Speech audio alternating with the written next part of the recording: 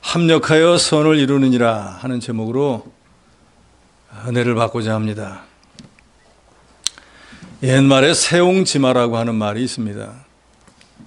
중국 변방에 한 노인이 살았는데 노인이 애지중지하고 키우던 말이 집을 나가서 다른 나라로 달아가 버렸습니다. 사람들이 와가지고 아이고 이거 어떻게 그 아까운 말을 잃어버려가지고 너무 마음이 아프겠어 하고 위로하니까 이 노인이 누가 아나 나중에 또 일이 복이 될지 하고 태연히 말하는 거예요. 근데 몇 달이 지나가지고 그 달아났던 말이 다른 말을 하나 더 데리고 집으로 돌아온 거예요. 사람들이 야, 이게 참 뭐 이런 복이 다 있나 하면서 노인에게 이거 참 잘 됐구려 하니까 노인은 이거 누가 알아 이게 나중에 또 화가 될지 하고 별 대수롭지 않게 얘기를 했습니다. 근데 이 노인의 아들이 말 타기를 좋아해가지고 그 새로 잃어버렸던 말이 데리고 온 말을 길들이려고 타다가 말에서 떨어져가지고 다리가 부러져 버렸습니다. 그러니까 사람들이 찾아와가지고 이거 아들이 다리가 부러져가지고 이거 어떻게 이거 뭐 위로하니까 노인이 또 하는 말이 누가 아나 이 일이 또 복이 될지. 그런데 얼마 지나고 난 뒤에 이 변방에 있었기 때문에 다른 나라가 쳐들어왔습니다. 그래서 이제 전쟁을 해야 되니까 젊은 사람들은 다 징집해가지고 군대 나가야 되는데 노인 아들은 다리가 부러졌으니까 나갈 수가 없는 거예요. 그래서 전쟁에 나간 다른 집 자식들은 다 죽었는데 노인의 자식만 살았습니다. 행복한 일 뒤에는 불행이 있고 불행의 뒤에도 행복이 있고 지금 현실이 좀 좋지 않게 보여도 오히려 나중에 복이 될 수 있다. 인간 세상의 길흉화복은 너무나 무상해서 예측하기 어렵다라는 그런 고사성어입니다. 불신자들은 장래를 모르기 때문에 좋은 일이 있고 나쁜 일이 있고 그럴 수 있겠지 하고 막연히 기대합니다. 그러나 예수를 구주로 믿고 구원 얻은 저와 여러분 같은 성도들에게는 확실한 내일 미래가 보장이 되어 있습니다. 우리가 설령 좀 어려운 일, 힘든 일, 고난을 당한다고 할지라도 오늘 말씀대로 하나님은 합력하여 선을 이루게 해주십니다. 그러니까 불신자처럼 무슨 일이 좀 안 됐다고 해서 원망 불평하고 믿음에서 돌이키는 어리석은 일은 하지 말아야 됩니다. 오늘 본문에서 보면 합력하여 선을 이룬다라고 하는 말을 다른 성경, 현대인의 성경은 이렇게 번역합니다. 결국 모든 일이 유익하게 된다. 공동 번역은 모든 일이 서로 작용해서 좋은 결과를 이룬다. 그러니까 합력해서 선을 이룬다라고 하는 말은 믿음으로 사는 성도에게 있어서 하나님은 그가 어떤 일을 만나든지 서로 작용해서 유익하고 좋은 결과를 이루게 하신다라는 뜻입니다. 우리가 어떤 한 사건 복음을 하면은 이거 왜 이런 일을 나한테 주시지? 내가 믿음으로 사는데 왜 이런 일이 일어나지? 라고 낙심할 수밖에 없는 그런 일이 있지만 그걸 나중에 지나고 오랜 세월이 지나고 나서 그 사건을 다시 보면은 결국 그게 나한테는 더 유익하고 복이 되더라는 거예요.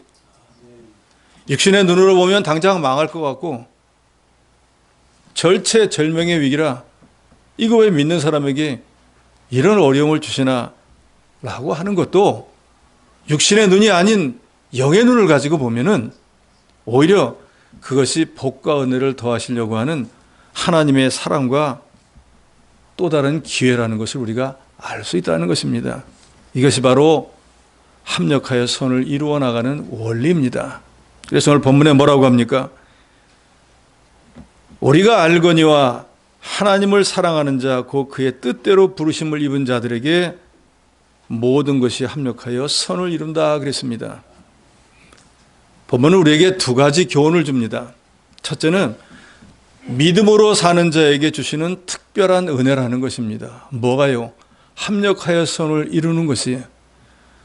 합력하여 선을 이루는 원리는 세상 모든 사람들에게 다 적용이 되는 게 아니고 저와 여러분처럼 하나님을 사랑하는 자, 그 뜻대로 부르심을 입은 자들, 한마디로 성도들에게만 제한적으로 적용되는 하나님의 특별한 은혜라는 것을 여러분이 믿으시기 바랍니다. 그러니까 예수 믿지 않는 사람에게는 합력해서 선을 이루는 은혜가 없어요.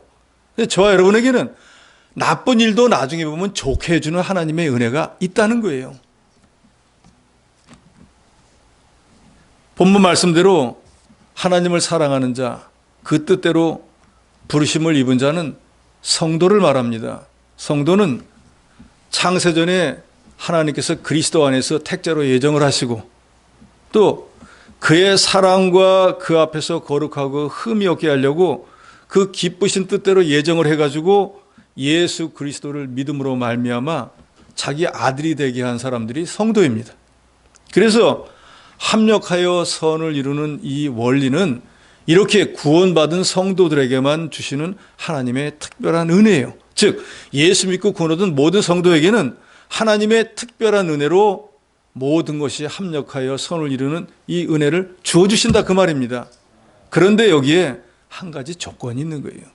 모든 성도가 예수를 그리스도로 믿으면 구원을 얻습니다. 여기 예외가 없어요. 뭐 어린아이가 됐든 어른이 됐든 가난한 자가 됐든 부자가 됐든 배운 사람이 됐든 그렇지 못한 사람이 됐든 예수를 구주로 믿으면 천국에 누구나 갑니다. 예수를 구주로 믿었기 때문에. 그러나 천국에 가서 어떤 상을 받느냐는 예수를 구주로 믿은 거에 그치지 않습니다. 예수를 구주로 믿고 어떻게 신앙생활을 했느냐에 따라서 그 행한 대로 하나님 나라에 갔을 때 개인적으로 각각의 상이 다 틀려요. 그처럼 합력하여 선을 이루는 이 특별한 은혜도 모든 성도가 받아 누릴 수 있는 조건은 되지만 그것을 정말로 받는 것은 무조건적으로 모든 성도에게 주어지는 것이 아니고 오늘 본문에 있는 말씀대로 하나님을 정말로 사랑하고 하나님의 뜻이 무엇인지를 알고 행하는 성도라야 그런 사람에게 하나님께서 합력하여 선을 이루는 은혜를 주신다는 거예요. 한번 생각해 보세요. 예수 믿는 껍질만 딱 하나 있어요. 나는 예수를 구주로 믿습니다. 천국 갑니다. 그리고 불신자처럼 사는 거예요. 그래도 그 사람 천국 갈까요? 못 갈까요? 천국 갑니다. 그런데 그 사람은 거의 불신자와 방불해요. 예수를 구주로 믿는 거 외에는 없어요. 불신자처럼 사기도 치고 도둑질도 하고 나쁜 짓 다 하는 거예요. 그런데 그 사람이 하는 그 악한 짓을 통해 갖고 합력하여 선을 이루면은 하나님께서 그 도둑질하고 강도질하는 걸 도와주는 꼴밖에 더 되겠어요? 그러니까 예수를 구주로 믿는다고 할지라도 하나님을 정말로 사랑하고 하나님의 뜻대로 행하는 자라야 그 사람이 어려움을 당하고 그 사람이 고난을 당하고 그 사람이 힘든 일을 만났을 때도 나중에 보면 그것을 합해서 더 좋은 것으로 복으로 은혜로 주신다는 것입니다. 그러니까 여러분 착각하지 마세요. 난 예수를 구주로 믿으니까 무조건 고난도 나중에 보면 나한테는 하나님이 복으로 주시겠지? 아닙니다. 마태복음 11장 12절에 보면 세례 요한의 때부터 지금까지 천국은 침노를 당하나니 침노하는 자는 빼앗느니라 그랬습니다. 우리 성도는 하나님의 무조건적인 은혜로 천국 백성의 자격을 얻었습니다. 천국에 가게 되었어요. 그렇지만 하늘나라의 여러 가지 신령한 은사와 복은 천국을 침노에 들어가는 사람에게만 하나님이 주시지 그저 시계추같이 예배당 왔다 갔다 한다고 해서 주는 게 아니에요. 또 좀 범위를 확대해 보면은 우리가 예수를 구주로 믿으면 형통한 삶을 살고 하나님 주시는 복을 받아서 후손까지 잘 될 수 있어요. 가능성을 가지고 있는 거예요. 그러나 그런 복을 실제로 받는 것은 누구나 받는 게 아니에요. 말씀대로 사는 사람에게 하나님이 주시는 거예요. 신명기 18장을 한번 읽어보세요. 복받는 비결과 저주받는 자의 결과가 나옵니다. 복받는 자는요, 복을 받기 위한 순종을 해야 되는 거예요. 그런 순종하는 믿음이 없는데 거기 신명기 18장에 있는 거 복은 아무리 많이 열거해 놓았어도 그게 실제로 내 복은 되지 못해요. 그러나 그 모든 복을 받을 가능성은 저 여러분에게 있습니다. 그게 실제로 우리에게 복으로 임하는 건 내가 하나님 말씀을 순종할 때예요. 천국의 신령한 은혜도 무의도식하고 공짜로 바라는 자의 것이 아니고 야곱이나 룻이나 엘리야처럼 신령한 은혜를 사모하고 침노에 들어가는 자의 것이라는 것을 여러분 아시기 바랍니다. 세상에 심지 않고 거두는 법은 없습니다. 농사 짓는 사람도 날이 더워도 추워도 밭 갈아야 될 때 밭 갈고 물 줘야 될 때 물 주고 하는 그 수고와 노력을 하기 때문에 가을에 뭔가를 거둬들이는 거지, 배짱이처럼 세워라 내워라 놀다가 가을 됐다고 거둘 게 없습니다. 신령한 열매도 똑같습니다.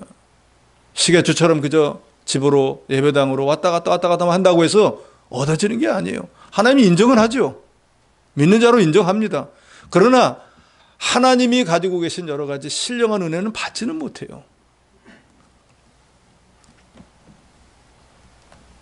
천국은 표대가 되시는 예수 그리스도를 향해서 위로부터 하나님이 주시는 상 받기를 사모하며 다른 박질하는 자의 것입니다. 세상에서도 선착순이라 그러잖아요. 뭐 싸게 파는 거 50%할 때 마냥 주는 게 아니잖아요. 몇 명까지 정해놓고 그거 하려면 아침부터 가서 새벽부터 줄 서야 주잖아요. 신령한 은혜도 별반 다르지 않습니다. 또 침노한다고 해서 단번에 무엇이 이루어지는 것도 아닙니다. 실패를 거듭하고 시행착오를 반복해도 원하는 목표에 도달할 때까지 중단하지 않고 끝까지 나가다 보면 마침내 그 안에서 신령한 원하는 것들을 얻게 되는 것입니다. 하나님께서 억만 죄악 가운데서 저 여러분을 구원해서 하나님의 자녀로 삼아주셨을 뿐만 아니라 이 세상 살아가는 동안에도 때를 따라 돕는 은혜를 주셔서 저와 여러분이 여기까지 오게 했습니다. 내가 나와서 아침 일찍 저녁 늦게까지 수고하니까 내가 어떤 소득을 얻는다? 착각입니다. 하나님께서 얻도록 역사해 주셔야지 얻을 수 있는 거예요. 우리가 수고한 것을 소득으로 얻게 하시고 그걸 통해서 우리의 육신의 삶을 살아갈 수 있도록 해주신 것도 하나님의 은혜입니다. 그래서 이제 우리가 이렇게 하나님의 구속의 은혜로 구원받은 성도라고 하면 세상 무엇보다도 우리를 구원해 주신 우리 주님을 사랑하는 자가 되어야 되고, 또 그 주님이 우리에게 명하신 대로 우리 대신 십자가에서 죽어주신 이유가 우리로 하여금 선한 일에 열심하는 친 백성이 되라고 우리 대신 죽어주셨다 그러지 않습니까? 그러니까 하나님을 사랑하는 자, 그 뜻대로 부르심을 받은 자라고 하는 것은 정말로 내가 그리스도 구속의 은혜를 깨닫는 사람이라야 나를 사랑해서 내 대신 죽어주신 주님을 사랑할 수 있고, 그리고 그 주님이 원하는 게 뭐예요?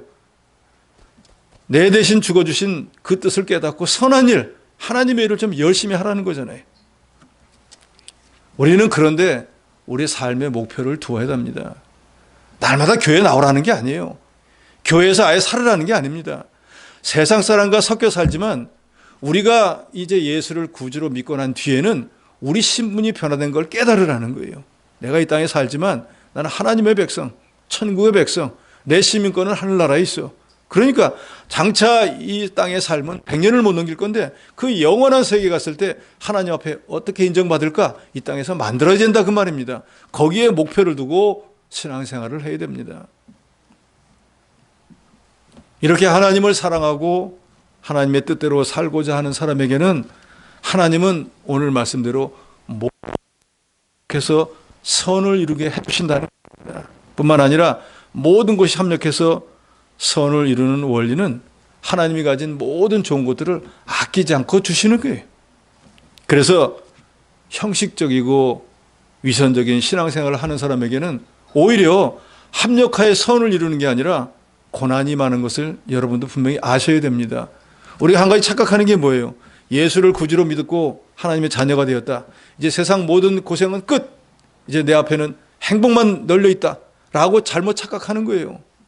아무리 예수를 구주로 믿고 하나님의 자녀가 되었어도 말씀대로 살 때에는, 말씀의 인도와 주장을 받을 때에는 만사가 형통하고 육신도 건강하고 모든 일이 잘 되도록 하나님이 복을 주시지만, 예수를 구주로 믿고 하나님의 자녀가 되었다고 할지라도 믿는 사람처럼 살지 않으면 오히려 하나님은 그 사람에게 재앙과 고난을 줍니다. 예수 믿는다고 무조건 고난은 끝, 복만 있는 게 아니에요. 요한계시록 11장 2절에 보면 성전 방마당은 청량하지 말고 그냥 두라. 이것을 이방인에게 주었은즉 저희가 거룩한 성을 42달 동안 짓밟으리라. 이런 말씀이 있습니다.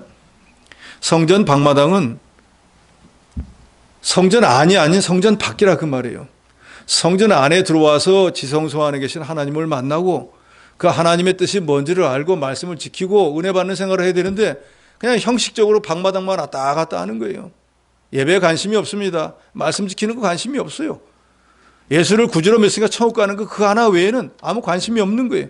그런 사람은 성전 방마당을 밟는 사람과 같은데 하나님을 멀리 따라가고 말씀도 두려워하지 않고 형편에 따라서 말씀 지키기도 하고 내키면은 안 지키기도 하고 하나님이 권고해도 듣지도 않고 자기 마음대로 신앙생활을 하는 사람이 성전 방마당에 있는 사람과 같습니다. 그러니까 이 사람은 하나님께서 뭐라고 하면 42달 동안 이방인에게 짓밟히게 만든다 그랬어요. 불신자에게 고난당하게 만든다 그 말입니다. 믿음의 조상이라고 하는 아브라함이 가나안 땅에 살다가 기근을 만났습니다. 먹을 게 없어요. 그러니까 믿음의 조상이고 뭐고 목구멍이 포도청인데 먹고 살아야겠다 하고 애굽으로 내려갑니다. 애굽으로 간 것 자체가 잘못이에요. 근데 내려가면서 세상으로 내려가니까 점점 세상 생각을 하게 됩니다. 자기 아내가 예쁜 거예요. 그러니까 저 이방인들이 또 내 아내를 빼앗으면 어떡하지? 안 뺏기면 어떻게 해야 되지? 그러면 아내라고 하지 말고 누이라고 해야 되겠다. 자기 아내 보고 그 애굽 사람이 물어보면은 남편이라고 하지 말고 오라버니라고 하고 난 또 물어보면은 누이라고 할게 하고 서로 묵계적으로 결탁을 합니다. 세상 방법을 하는 거예요. 그런데 그것 때문에 아내를 빼앗겼어요. 애굽 왕이 말합니다. 내가 네 아내라 그랬으면 내가 네 아내를 안 뺐을 건데 네가 네 누이라 그랬잖아. 그런 바람에 애굽 왕은 마귀를 상징하는 거예요. 믿음의 조상이 그 육신의 생명 때문에 먹는 것 때문에 마귀에게 책망을 받게 되는 거예요. 이게 이방인에게 짓밟히는 것 같은 거예요. 우리 믿는 사람들이 빛과 소금의 역할을 하지 못하면 세상 불신자들의 손가락질 당하면 바로 그게 똑같은 거입니다. 그런 사람에게 하나님께서 모든 것이 앞에서 선을 이루게 해주시겠습니까? 당한 얘기가 아니죠.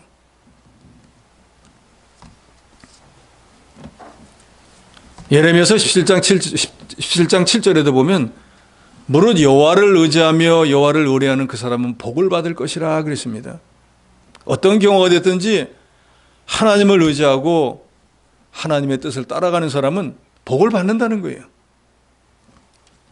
하나님의 주권을 믿고 하나님의 어떤 길로 인되든지 원망하고 불평하지 않고 하나님의 뜻대로 살아가는 사람은 하나님께서 함께 하셔서 선한 길로 인도하시고 형통한 길로 인도해 주시고 지금 당장은 어려움이 있다고 할지라도 합력해서 선을 이루게 해주신다는 거예요. 아브라함은 기근 만났을 때 육신의 생각으로 가다가 바로에게 책망을 받았는데 그 아들 때에도 동일하게 기근이 일어났습니다. 그래서 아버지처럼 자기도 애굽으로 내려가려고 하는데 하나님께서 나타나서 가지 말라는 거예요. 그리고 이 땅에서 농사를 지으라는 거예요. 그럴 때 이삭은 자기의 원래 본업이 목축업이에요. 양을 치는 일이란 말이에요. 그런데 하나님은 양을 이 땅에서 치라는 게 아니라 농사를 지으라는 거예요. 생각해 보세요. 농사 짓는 사람과 목축을 하는 사람은 전혀 달라요. 이삭이 이렇게 말할 수 있잖아요. 하나님, 저는 양을 키우지 농사 지어본 적이 없습니다. 그리고 지금 기근이 들었는데 여기서 어떻게 농사를 짓습니까? 당한 소리를 하셔야죠. 지금 제가 애굽에 왜 가려고 그럽니까? 먹을 게 없어서 가려는 거잖아요. 이 양들이 먹을 게 없어가지고 애굽으로 내려가려는데 여기서 농사를 지으라고 하면 어떡하십니까? 당한 소리를 하셔야죠. 이렇게 말을 할 수 있잖아요. 그런데 이삭은 하나님께서 이 땅에서 내가 농사를 지으면 내 아비에게 말했던 것처럼 내 후손이 하늘의 별과 같이 많아지고 가나안 땅을 영원히 너에게 주겠다라고 하니까 그 말씀 믿었어요. 아버지보다 믿음이 더 좋아요. 그 땅에서 농사를 지었다 그랬어요. 그런데 성경은 기록하고 있죠. 이삭이 그 해에 농사를 지어가지고 몇 배를 얻었다 그랬죠? 100배를 얻었다 그랬어요. 농사 지을 수 없는 형편에 목축업을 하는 사람이 농사를 지었는데 그의 100배의 소득을 얻겠다 그랬어요. 합력하여 선을 이루게 하셨다 그 말입니다. 그러니까 여호와를 의지한다고 하는 것은 여호와를 힘입어 살고 여호와의 말씀대로 될 것을 믿고 하나님이 역사하는 대로 순종하는 삶을 산다는 것입니다. 모든 것이 합력하여 선을 이루는 원리는 하나님을 사랑하는 자, 그 뜻대로 부르심을 받은 목적대로 합당한 삶을 사는 성도에게 주시는 하나님의 특별한 은혜라는 걸 여러분 분명히 믿으시기 바랍니다. 둘째로는 위기는 또 다른 기회라는 것입니다. 한번 따라해 보시기 바랍니다. 위기는 또 다른 기회다. 지금 고난을 당하고 있습니까? 지금 어려움에 처해 있습니까? 지금 어쩔 수 없는 극한 환경에 있습니까? 그러면 그걸 믿음으로 극복하면 더 좋은 기회가 될 수도 있다는 거예요. 그게 바로 합력하여 선을 이루어 주신다는 뜻이에요. 그런다고 하면 우리가 지금 어려움을 당했다고, 극한 환경을 당했다고 해서 원망해야 되겠습니까? 원망하지 말아야 될 거예요. 여러분들이 정답을 다 알고 계십니다. 청교도들은 신앙의 자유를 찾아서 영국에서 신대륙으로 이주했습니다.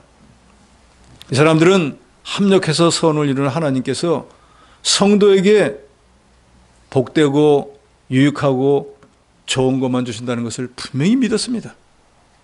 그래서 그들은 지금 당장의 형편이 조금 어렵고 힘들고 고난이 있기는 하지만 원망하지도 불평하지도 않고 그동안 베풀어 주신 은혜에 감사하면서 위기를 또 다른 기회로 여기고 소망을 가지고 하나님을 더욱 의지했습니다.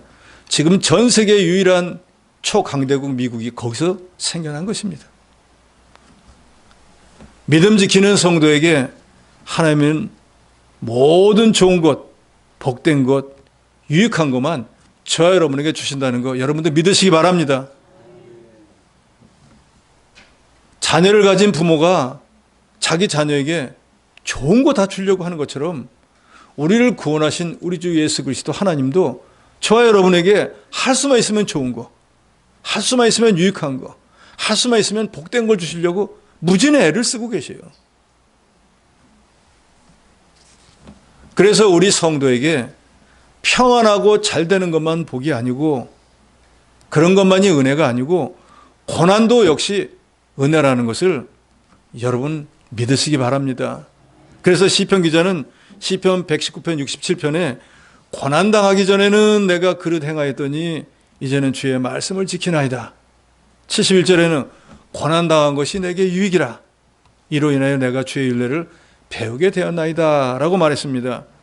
고난을 당해보니까 이거 하나님 말씀 안 지키면 이런 고난이 오는구나 깨닫고 회개하고 하나님 말씀을 이제는 지키는 자가 되었으니까 자기에게 영적으로 큰 유익이 되었다는 거예요. 이런 고난이 없었으면 그 악한 짓을 하면서도 말씀을 안 지키면서도 괜찮겠지 하고 점점 더 큰 죄를 질 뻔했는데 작은 죄를 질 때 하나님이 매를 때리니까 아이고 이거 아니구나 잘못됐구나 깨닫고 회개하고 더 큰 죄를 지어서 망하지 않도록 하니까 이 하나님의 은혜구나 복이구나 하는 걸 깨달았다는 거예요. 가을쯤 되면은 우리나라도 태풍이 자주 옵니다. 태풍이 불면은 해일도 일어나서 도시에 물이 막 넘쳐서 여러 피해를 주기도 하고 어촌 같은 데는 배가 다 부서지기도 하고 양식하던 모든 거 다 떠내라고 해갖고 엄청난 손해가 나잖아요. 그러니까 누구도 태풍 부는 거 좋아하지 않습니다. 그래서 태풍이 없으면 참 좋겠다라고 생각을 하지만 실제로는 또 그렇지가 않습니다.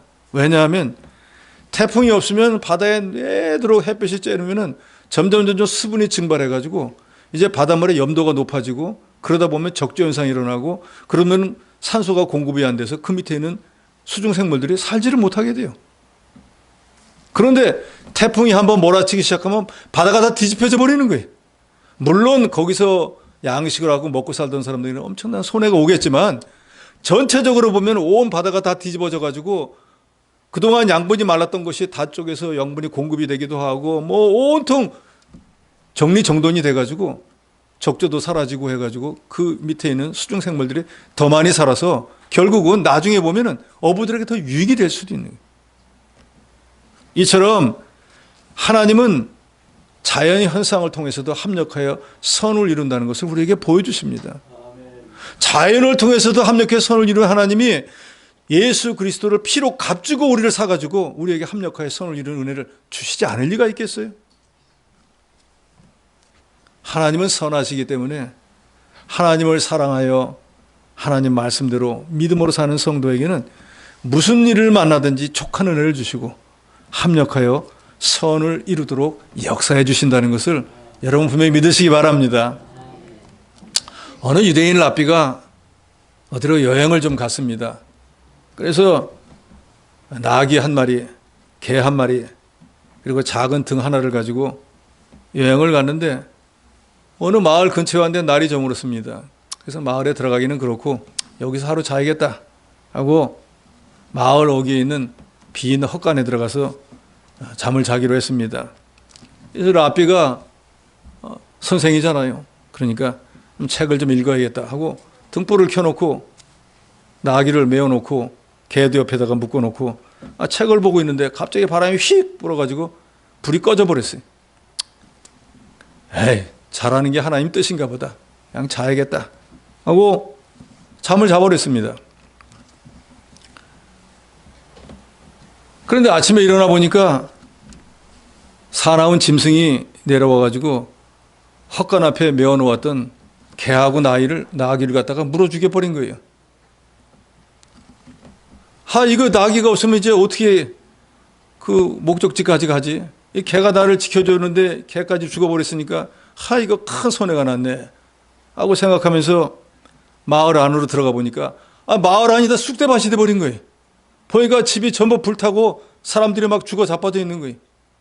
이게 웬일인가 보니까 밤중에 도적들이 쳐들어와가지고 마을 사람들을 죽이고 재산을 다 뺏어가 버린 거예요. 근데 이 랍비는 헛간에서 불이 꺼져가지고 자니까 도적이 오기 전에 짐승이 먼저 와가지고 나귀도 물어 죽여버리고 개도 물어 죽였으니까 그 도적이 올 때 개가 와가지고 컹컹 짖었으면 여기 사람 있구나 해가지고 랍비도 죽을 뻔했는데 개가 죽어버려서 짖지도 않으니까 아무도 없는 줄 알고 헛간은 지나가고 마을에 들어가서 있는 사람을 다 죽이고 재산을 빼앗아가 버렸어요. 그러니까 랍비가 그걸 생각하고 아유, 개가 죽고 나귀가 죽고 내 대신 하나님이 데려가고 나를 살렸구나 하고 감사했다 하는 그런 얘기가 있습니다. 그러니까 당장에 눈앞에 뭐가 좀 손해났다고 해서 원망하고 불평하지 마시기 바랍니다. 하나님이 어떻게 합력해서 선을 이룰지 저와 여러분 모르는 거예요. 내가 믿음으로 살고 있는 한 하나님은 분명히 이런 복을 저와 여러분에게 주실 거예요. 신명기 1장 2절에 보면 호렙산에서 세일산을 지나 가데스바네까지 10하루길이었더라 말합니다. 이 말은 이스라엘이 애굽에서 나와가지고 호렙산에서 머물고 있었는데 거기서부터 직선길로 가나안 땅까지 가데스바네아 적경까지가 10하루면 갈 수 있었다는 거예요.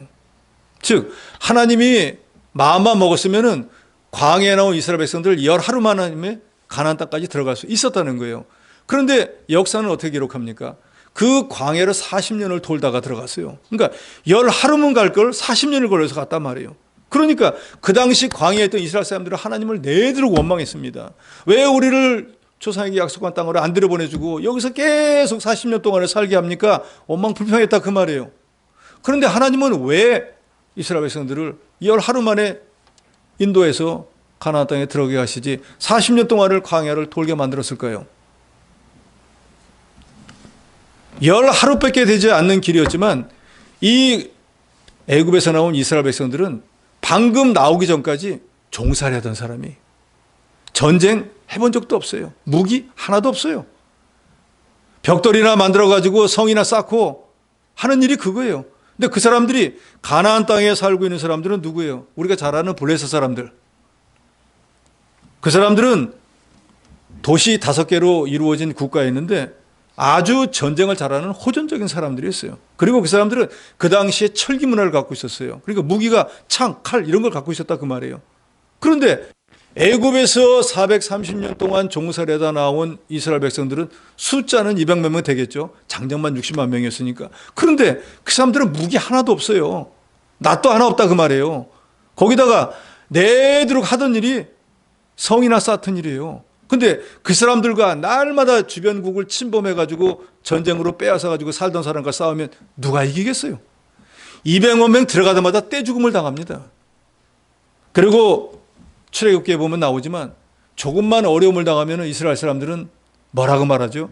애굽으로 돌아가면 되는데 애굽으로 나오지 말 걸, 거기서 있을 걸, 늘 그 얘기한 것처럼 하나님께서도 말합니다. 너희가 전쟁을 보면 뉘우쳐서 애굽으로 돌아갈까 봐 하나님께서 40년 동안 광야에서 연단시키셨다 그랬어요. 그러면 하나님께서 40년 동안 연단시킨 게 이스라엘이 미워서 연단시켰습니까? 그 사람들을 살리려는 거예요. 200만 명이 떼죽음 당할까 봐, 아니면 다시 애굽으로 돌아가서 430년 동안 종세라든 걸 또 할까 봐. 그런데 조상에게 뭐라고 했습니까? 하늘의 별처럼 너희 후손이 많고 이 땅을 내게 주겠다고 한 그 약속을 지키려면 하나님 어떻게 하시겠어요? 40년 동안 고난이 있어도 연단시키고 훈련시켜서 실력 있도록 만들어서 그 다음에 가나안 땅에 가서 여호수아처럼 실력 있는 사람들이 전쟁을 해서 실제로 있는 사람을 빼앗고 자기 것으로 만들어야죠. 그렇게 하기 위해서 하나님께서 열하루면 갈 수 있는 것도 40년 걸려서 만드신 거예요. 그러니까 지금 우리가 살아가면서 내가 예수 믿는데 왜 이런 어려움을 주시지? 왜 이런 고난을 주시지? 저 믿음 없는 사람에게는 없는데 왜 내게 이런 고통을 주시지? 라고 생각하지 마세요. 지금 그것으로 나를 연단시켜서 하나님이 내게 예비한 더 좋은 걸 주시려는 거예요.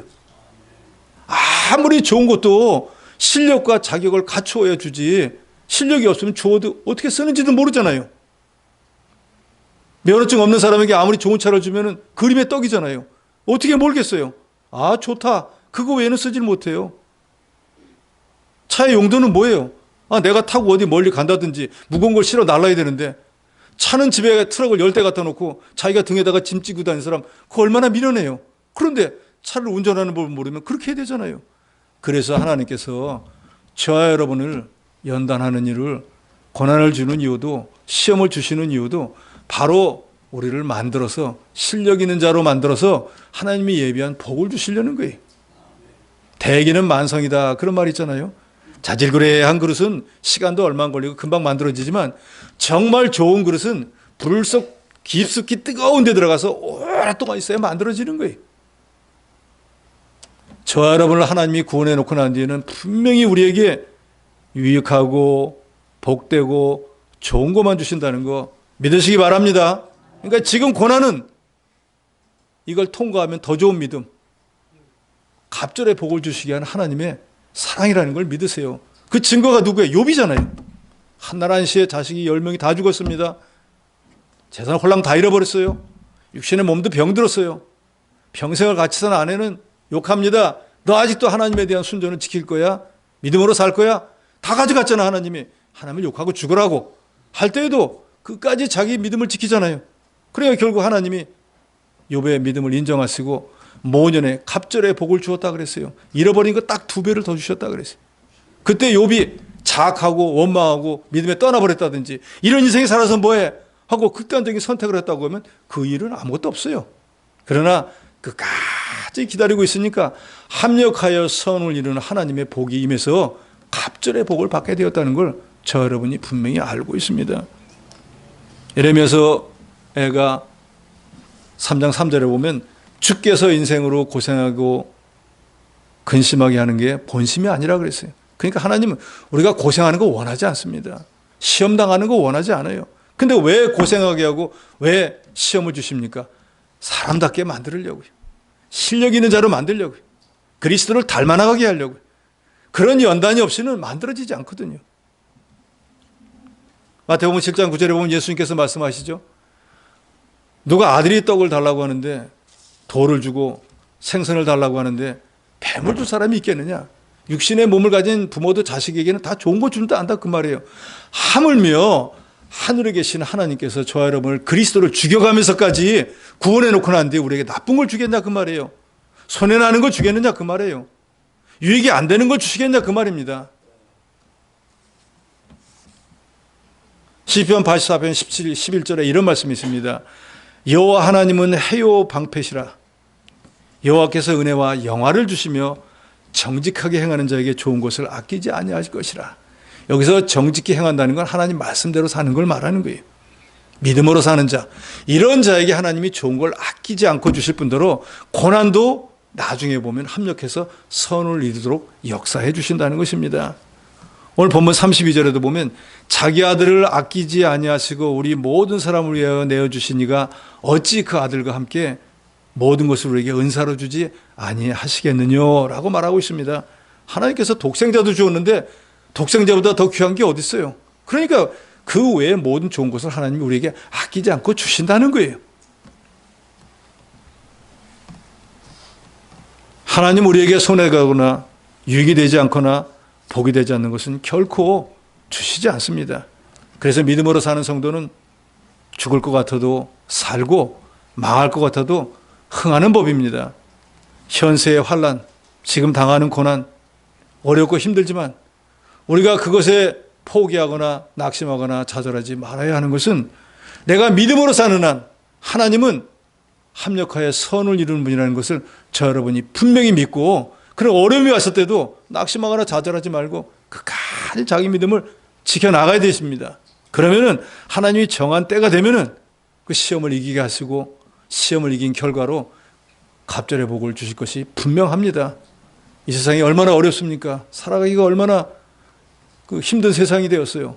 우리 믿는 사람이라고 해도 시험도 많고 환난도 많고 고난도 많은 그런 때가 되었지만 합력하여 선을 이루는 하나님인 것을 우리가 분명히 믿고 내가 내 믿음을 지켜나가는 한 하나님은 지금의 고난도 나중에는 복으로 바꿔주실 것이 분명하다는 것을 아시고 어떤 고난과 환난과 시험이 오더라도 절대로 믿음을 양보하지 마시고 믿음으로 사는 자에게 특별한 은혜로 합력하여 선을 행하도록 이루도록 해주시는 이 하나님의 은혜를 깨닫고 위기가 기회가 된다는 것을 믿으시고 믿음으로 잘 극복해서 정말로 야 내가 이 고난을 믿음으로 이겼더니 하나님이 이런 복을 주시더라.